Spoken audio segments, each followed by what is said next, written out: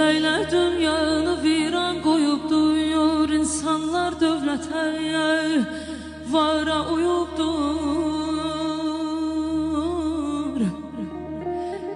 Zamana milləti ofsunluyubdur, şeytan laylay çalır, insanlar yatır. Deyəsən dünyanın axırı çatır.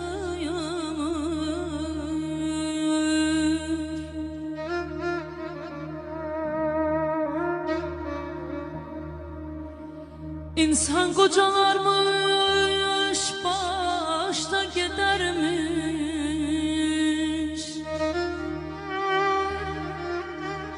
Əbədi dediyin daşda gedərmiş.